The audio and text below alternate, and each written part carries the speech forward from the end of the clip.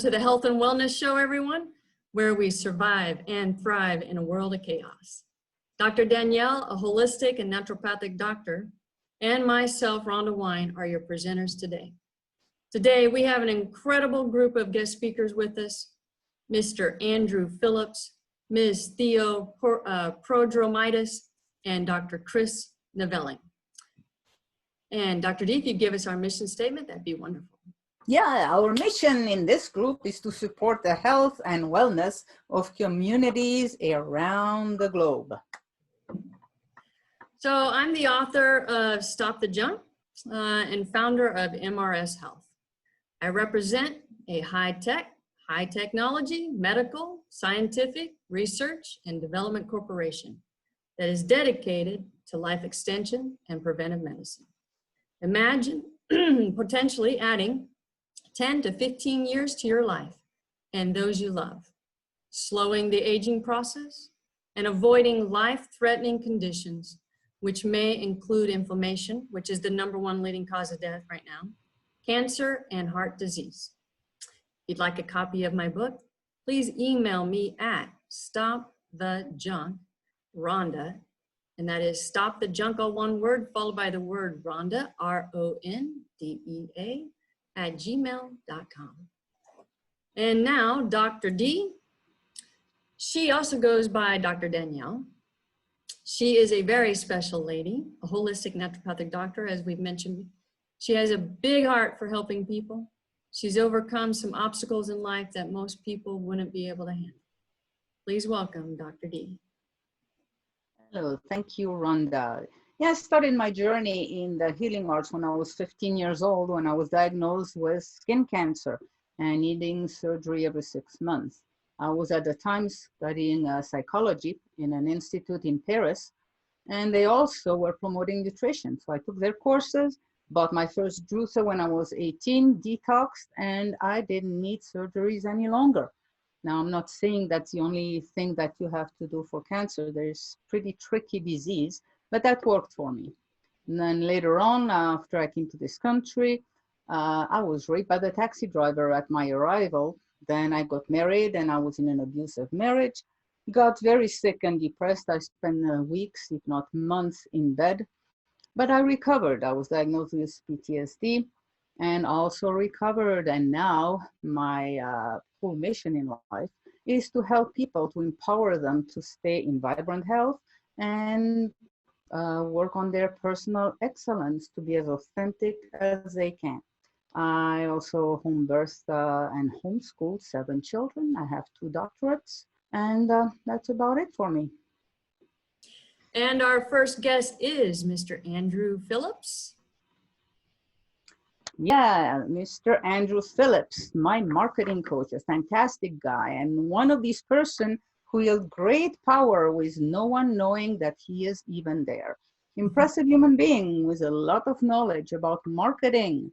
He's a managing partner at Brand Squirrel, studied digital technology at Stanford University, and he's a founder of a Facebook group called Digital Marketing Codex. So welcome, Andrew. Very pleased to be here, and great to be in this company. Amazing. Yeah, I'm going to drill you a little bit. What is your biggest secret in digital marketing? That's a great question. I think there's probably a lot of different answers to that question, because people can succeed in digital marketing in many different ways. But I would say the biggest secret, or the biggest tip I could give, is to avoid overwhelm.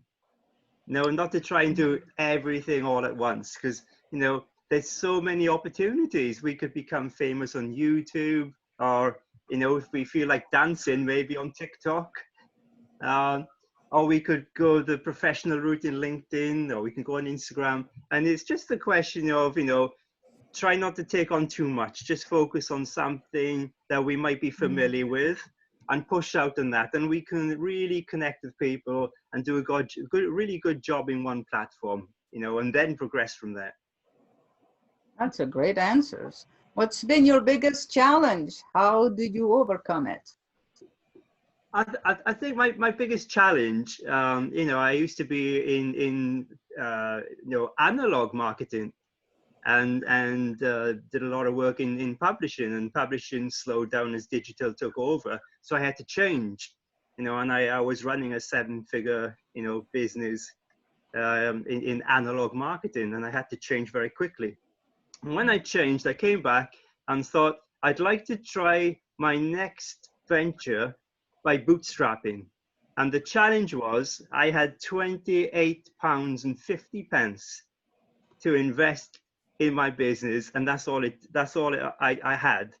So my challenge was to bootstrap. So I built this business from £28.50, which is about $35, which was the cost to register the company. And then on top of that, I had 2 thick woolen jumpers to live in the internet cafes, because they kind of put the aircon on really, really hard in there.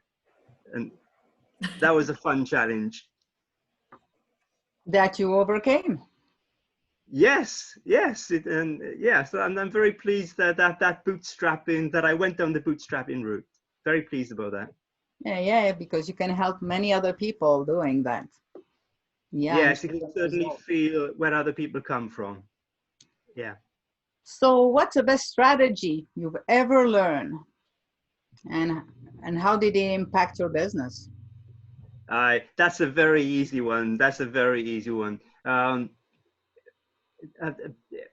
There's a fantastic entrepreneur called Gary Keller. Gary Keller recently wrote a book about this. I say recently, about 3 to 4 years ago. I mean, and it's more recent because he's only just come to the UK. And it's called The One Thing. And what it talks about is to focus on one thing.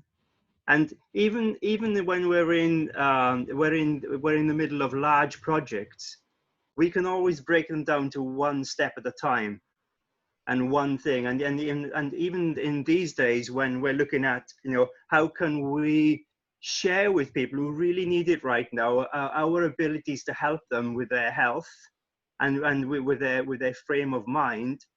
If we're progressing one step at a time, we're really, really helping.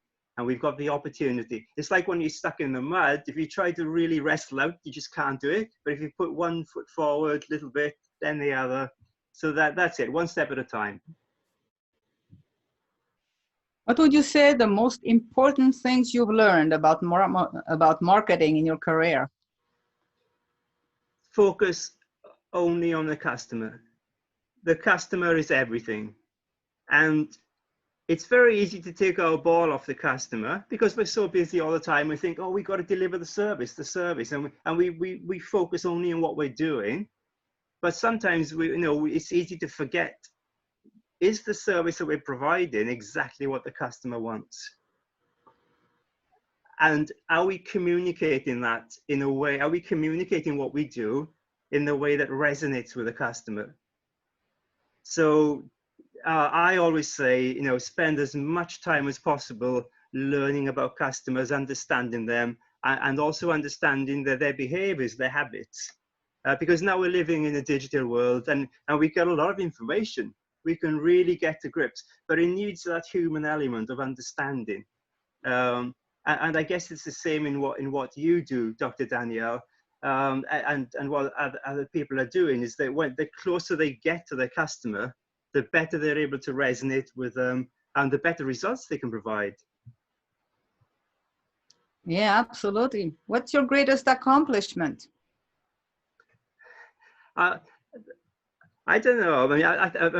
I would say up until recently, I would say to have the privilege and the honor of working for big brands. And that really is a fantastic privilege, and iconic brands.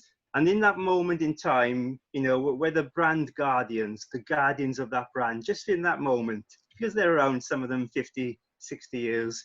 And that's just exciting, really exciting. But since COVID-19 and lockdown, I'm beginning to change my opinion of that. And I think my biggest accomplishment now is helping entrepreneurs who go moving into digital marketing for the first time. And I'm finding that so rewarding when people are getting results, really, on a very small level initially. But I love that because I love to give back and I love to help people. And I think it's just fantastic when people achieve and they make those first steps in digital. So what would be your number one advice to these people getting into digital marketing? Just go for it. Don't be overwhelmed. Think about your customers and learn something new every day because things change so quickly. In 3 months, you're a dinosaur in digital marketing. Oh, wow. Okay. How can people find you, Andrew? Yeah, I've got a Facebook group, and that's called Digital Marketing Codex. And you can email me at growmybusinessandrew@gmail.com. Okay, we'll have that. Thank you so much for participating. Andrew, that was fantastic. Our next guest is Ms. Theo Prodromitis. She is an award-winning entrepreneur, Amazon seller, marketing strategist, philanthropist, and Greek mom. She is the CEO and co-founder of Spa Destinations and CEO of Outfront Brands. Her passion for business is grounded in her love of philotimo, the Greek cultural imperative to serve the greater good with honor. Theo is a best-selling author of The Success Formula together with Jack Canfield and Big Questions During Tough Times. A fierce advocate for women in small businesses, she is a United States House of Representatives Small Business Committee congressional witness and serves on the National Retail Federation Retail Advisory Council. She's releasing her new book, The Balance Between Hustle and Flow, next week on Amazon. Please welcome Ms. Theo Prodromitis. Thank you. Oh, it's so exciting to be here, and I can't wait. You made me sound really great. Hope I can live up to all of that, but I've had some wonderful opportunities. Thank you for this opportunity. And hi, Dr. Danielle. Thank you. So if you would, please tell us all about you. I mean, you have quite a bio there. Well, I use 3 words to describe myself. I'm in marketing. Outfront Brands is a marketing agency, so we do some boutique branding and marketing. So I'll start with that. And the 3 words I use to describe myself are Greek, mom, and entrepreneur. Entrepreneur is the one that's the umbrella because that's like the grit. My tagline is light your fire. So I'm excited about every day. And I loved what Andrew said about focusing on one thing, focus on the customers. And I have just had these great opportunities through doing that to actually connect with incredible people and just sort of what my mission is similar to yours is to expand my reach to help other people find that thing that sparks them, to make them want to make a difference in the world, to do it for the greater good and to have a blast doing it. Doesn't always work out. So you do it, like Andrew said, learn something new. That's what really evens the playing field for all of us. Let's go on this journey together and have some fun. Where are you currently living right now? Where do you? I'm in Tampa, Florida. I am in Tampa. I'm from New York originally, and usually before the lockdown and COVID, I would spend, a lot of time in New York every month, and I'm missing that desperately. But I'm trying to infuse my Tampa community with a little bit of enthusiasm and excitement with New York energy style. That's fantastic. So how do you make a difference in other people's lives? Well, that is the best question. And I think part of my community, I also have a Facebook community called Connect with Theo. And I serve anybody, but mostly entrepreneurs or people who want to start a side hustle. And how do I serve people is by actually, number one, actually being a deep listener. For as enthusiastic and as crazy as I can be, I am somebody who actively listens and responds to that and tries to solve the problems that they have and not ones that I think are a good idea. I spent probably a decade doing that, trying to market things that I thought were great. And then I suddenly matured and became more sophisticated as a marketer to respond to what the community says and key in on which posts really strike a nerve, which ones get the most comments. It's all organic. That it's great because, you know, with social media, the evidence is all there. Wow. You're right. There is lots of data gathering nowadays, so definitely not lacking that at all. If there was one thing that you could leave people with, what would that be? One piece of advice. You are enough. Wherever you are, whatever you've been through, however bleak or however great you're doing, you are enough, because the coaching that I've done with people at all different levels of success, one thing we have in common as humans is that question of, is this all there is? Or am I enough? Am I good enough? And I would want everybody to know that from the bottom of my heart, that even though I can't see them, they can see me, that you are enough. Oh, that's lovely. Thank you for that reminder. That's so beautiful. So I am curious, if you don't mind a couple more minutes. So what is Outfront Brands? What exactly is that? Do you mind sharing with us? I would love to. I'm excited to share it because it's Outfront Brands is a boutique marketing agency that specializes in helping people refine their message. And usually it's a small boutique, as opposed to Andrew working with those big iconic brands. I'm usually the one serving the people that have an idea, but they're not quite sure how to get it out there, or they want to socialize it and see if it's really going to stick. So Outfront Brands helps bring that refinement of the messaging, and combine that with my other company, Spa Destinations, which is a personal care brand that I sell on Amazon. Because in the wellness category, in about 2003, when I launched Spa Destinations, like Dr. Danielle, I went through a personal journey and had all these things happen. And I realized that we really need to take care of ourselves at home. While it was great to travel around and go to all these spas and luxury places around the world, I had the opportunity to do. Most people don't.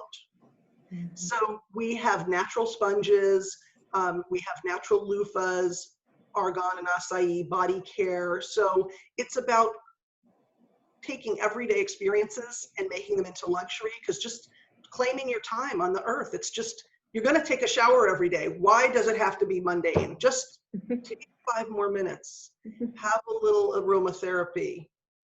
Just, that's why people's ideas come in the shower, because you don't have the digital chaos, right? Yeah.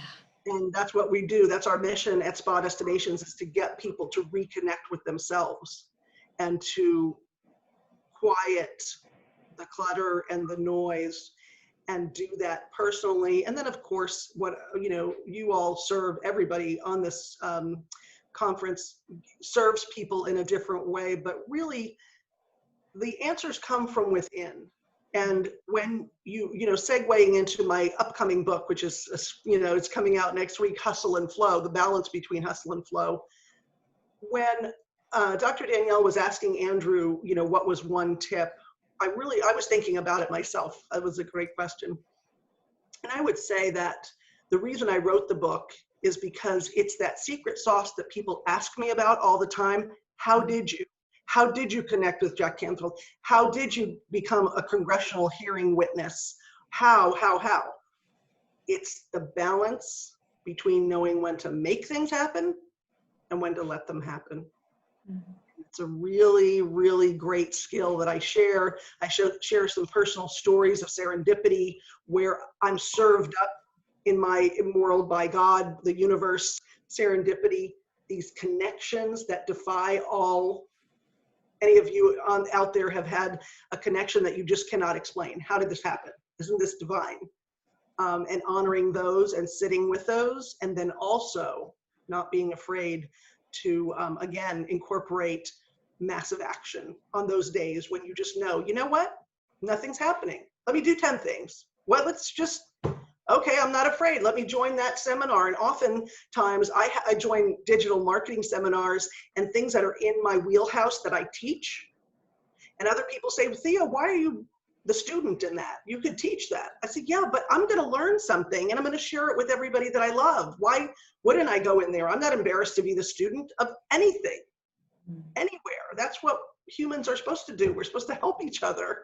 And I've learned to take that hustle and flow and honor that and just make the best decisions every single day. And then remind myself I am worthy. Don't beat myself up when I do the wrong thing, or if I, heaven forbid, like my best intention, but if I say something that, that might offend somebody, and I didn't mean it at all, sometimes I beat myself up and say, oh, could you just have shut up? Could you just not say that?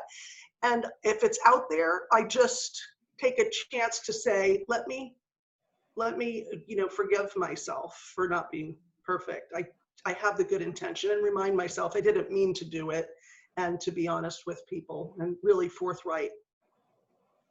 Oh, that's so beautiful. Wonderfully said. Thank you. Thank you. Thank you. How may we get in touch with you, or how may we learn more from you? Or how does someone get in contact with you? Well, I would love for everybody in the earshot here to, of course, if you're on Facebook, my Facebook community called Connect with Theo, T-H-E-O, Connect with Theo. And then also that on social on Instagram, so you can follow me there. And also my website is connectwiththeo.com. It has my latest articles. I just wrote one from a personal experience. Do I have 30 more seconds? Sure. I want to share that I write for Thrive Global, which is Ariana Huffington's wellness site. And it has articles about wellness. But what I try to do is take my personal experiences and multiply them and see how was something, my brother went into the ICU and he had this, whole issue. And what I came away with, he's fine now. So praise God, he's doing great. He's recovering. But when I looked back at that experience and said, what could somebody else learn from it? I wrote an article about the fact that nurses are superheroes.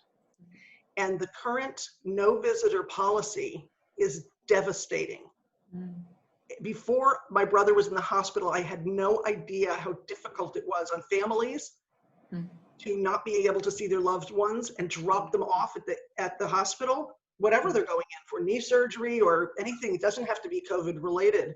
And then putting myself in the shoes of the nurses, I have no healthcare affiliation or background, just they now have to take every phone call of every worried family member.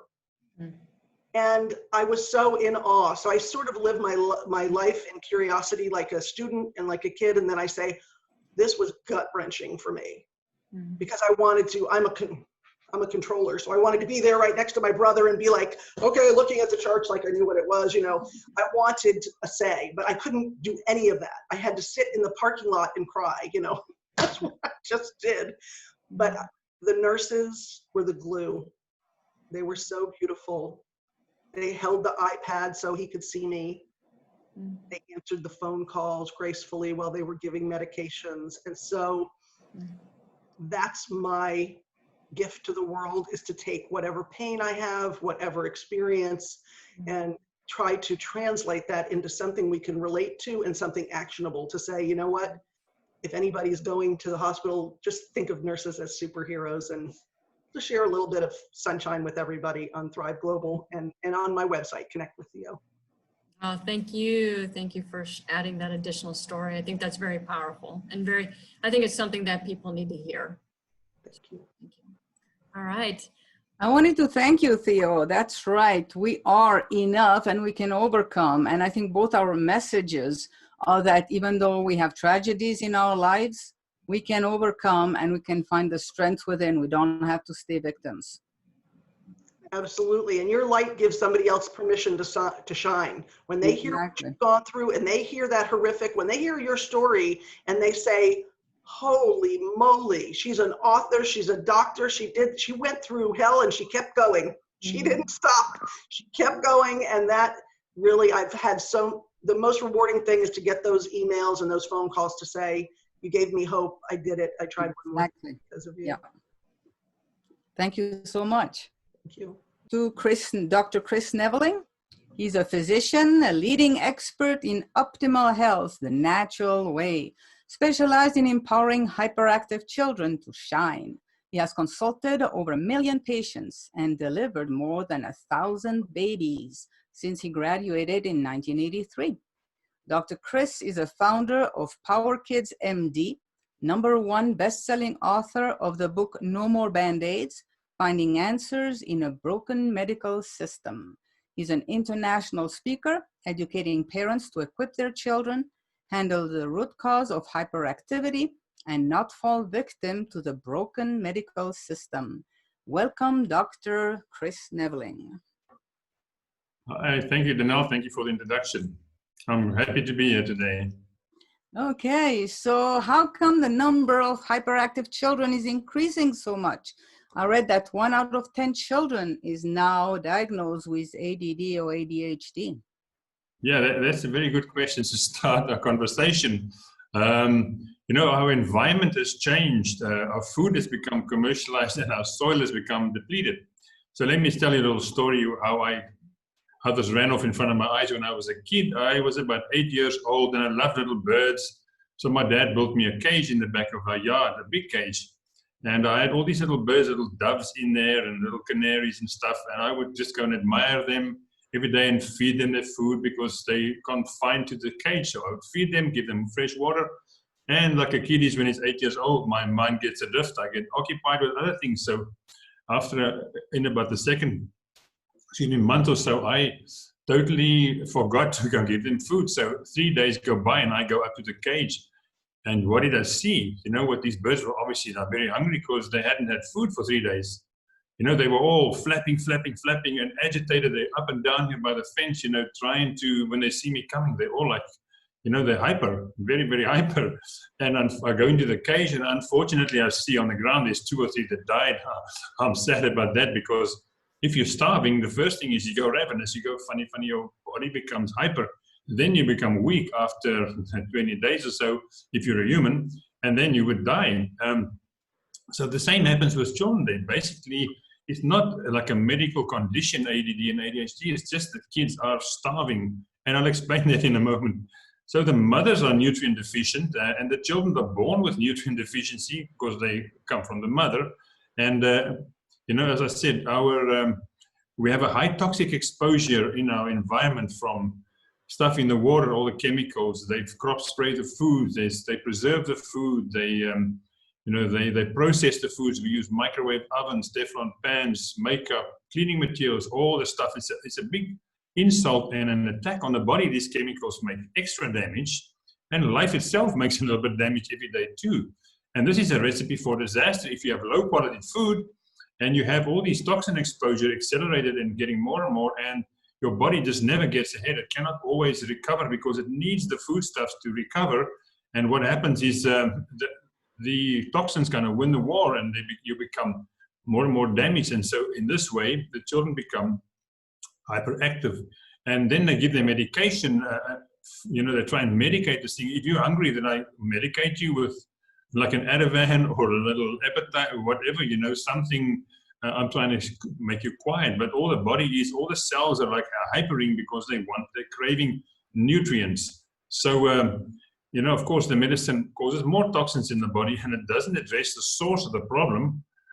It just numbs the child, it turns him into a little zombie, so to speak, a zombie, and they lose their spark of life. And they are usually the bright kids, you know, they burn more energy than the slow ones, and they are the ones that's mostly affected. Yeah. Yeah, and you talked about children. How about adults? Do they have problem with being deficient in nutrients as well? Yes, so I mean, the adults and the children, they eat from the same table, they eat the same food.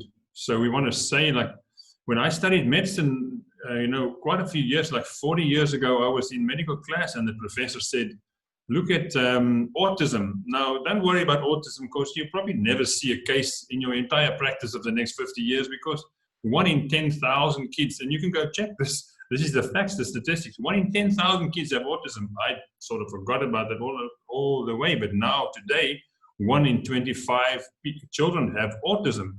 So now you need to know your business because what changed? I always thought these toxins change, you know, it's like there's so many more poisons. But it's that they do damage to the body. The body is not able to repair itself. You know, if you cut your hand, you put a Band-Aid, like the name of my book, no more Band-Aids. You wait a week or two, you pull the Band-Aid up and the wound is healed. You can't even see a mark. The body has this ability. It's very clever and intelligent biologically. It will heal itself unless you don't give it the opportunity to. So the standard American diet, we call the SAD diet, SAD, is that you only barely get 20 of the 90 essential nutrients your body needs on a daily basis. So you're missing 60 building blocks. You can try and build a house with 5 bricks and a bag of cement. You need like 90 different parts, you know, before you can build a house. So the body can't repair. The adults and the children, the adults, I mean, they get all these diseases, you know, like 50 years ago, 2 out of 100, 2% of Americans had a chronic disease or an ache or a pain. Today is 64%. So it went from 1 in 50 to, you know, 60 out of 100. So it's like crazy how this is. And everybody blames the toxins, but they don't think my body can repair. I'll just throw in a little example. You know, somebody lights up a cigarette when he's 16, he doesn't drop dead and he's gone. You have to smoke for 60 years, damage, the body repairs. Tomorrow you damage, the body repairs. 60 years, you got your lung cancer, emphysema, but the body just never gets ahead. And this is what happens to the modern people. They don't have the 90 essential nutrients which you have to eat, you can't take them. And what the effect is, you don't notice it, they just feel they have food cravings, they're fussy, they've got symptoms, and the kids have ADD, ADHD. And then you all stare against these toxins and try and detox and, you know, clean up your environment. It doesn't help. It's you need the nutrients or you don't live. That's as simple as that. No, I'm kind of curious. You studied medicine. Was there a special event that made you jump from the traditional medicine to a more natural way? Yes, I'm still a doctor. You're always a doctor once you study the medicine, like all of you guys are in some speciality a doctor. So you start off life, you want to, my drive and my purpose in life is to help people, to help them with their struggles. Somebody has to, you know, clean up and confront the blood and do the surgery and help people, you know. And then as you go into this profession, you see, but this is kind of not what you expected. You're not really helping people. They kind of, you are helping them, yes, but there must be better ways to help them, because I don't think if somebody comes with high blood pressure that I give him on a medicine now for the rest of his life. I don't know what caused hypertension. I don't tell him I can never cure it. I'm going to put him on medicine for the rest of his life. He's paying big money every month. He's got side effects. That's not quality of life. And then we say, I think one of you mentioned the number 1 and 2 causes of death in the United States is 600,000 people from cancer, 600,000 from heart attacks. It's like those are failed, pardon me, but it's failed treatments. If they treated them properly and effectively, and we're not blaming nobody, then they would not have had these, you know, adverse or bad events and die. So you always have to like think outside the box when you're a doctor. I mean, if I can't do anything for the patient, there's never such a thing as can't do anything. I can go to the bed and hold his hand and speak to him nicely. Even if I don't have medication, you know, you have to comfort people, like Hippocrates said, always to comfort, sometimes to cure. And so you investigate, you see something else that works, and you look at it. And I've studied Chinese medicine, acupuncture, energy medicine, you know, holistic medicine, functional medicine, everything to look for answers that I can do more for my patient, you know. And then, so I'm highly qualified in that sense, but you keep looking until after 40 years, and I lose, my wife and I were living up in a little town in Canada, in British Columbia, Dawson Creek. And one day she said she had a lump in her breast. And she went for chemotherapy and for surgery and radiation. A year later, she died in my arms. The medical system failed.